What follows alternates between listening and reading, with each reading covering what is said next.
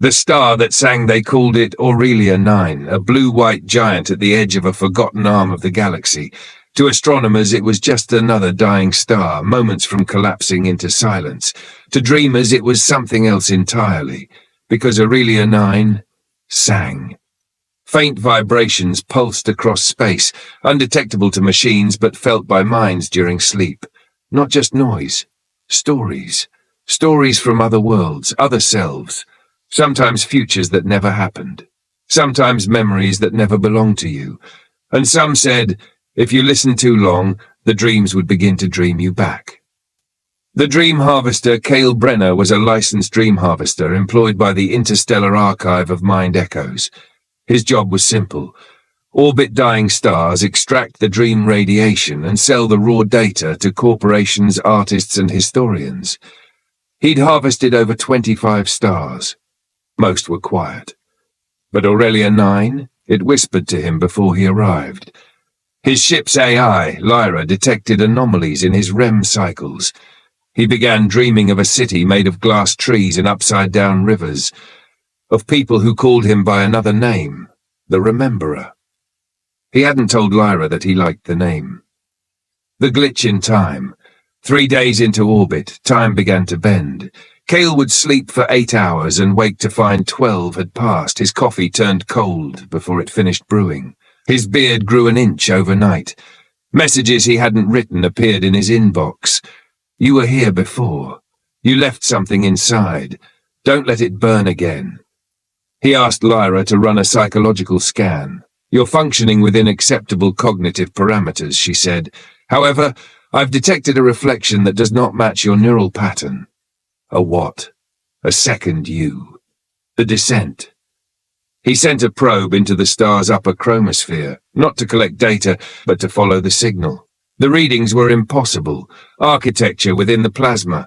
Geometry that shouldn't exist. Structures woven from heat and memory. Then Lyra detected a chamber, a bubble, stable, suspended inside the star. I'm going in, Seal said.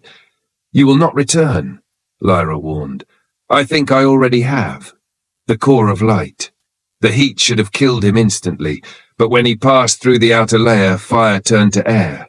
Light turned to water. He floated inside a vast cathedral, built from star matter, pulsing with music that bent reality. At the center stood a figure.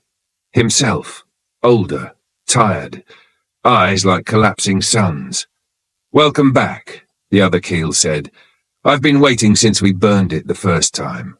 The loop, he remembered now. This wasn't his first visit to Aurelia 9. It was his 7th. Each time he entered the dream core.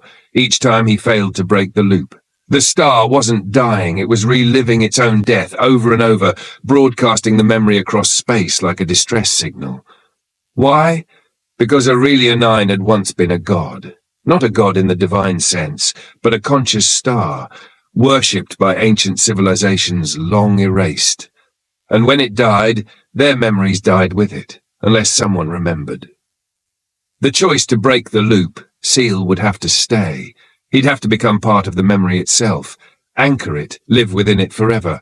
His body would dissolve, but his consciousness would echo, preserving a history no one else would ever see. Is it worth it? He asked. The older version smiled. That's the wrong question, and offered his hand. Re-entry, Lyra waited for 72 hours. No response. No vitals. The ship began auto-withdrawal. But just as the engines roared to life, her core detected something unusual. A soft sound. Faint. A song. Coming from the star. Not chaotic. Not distorted. Structured. Human. She recorded it, labeled it, Seal's Requiem, and sent it into deep space. Epilogue, a museum of stars. Centuries later, in a floating observatory called the Museum of the Dying, a curator plays a melody for a room of curious visitors. This, she says, is the last dream of Aurelia 9, preserved by a man who gave up his name to become a memory. A child raises their hand. Did he die? The curator smiles. No, he became part of something older than time. He became a dream that remembers. And somewhere within the song, if you listen closely, you hear a man whisper, I remember now. I never left.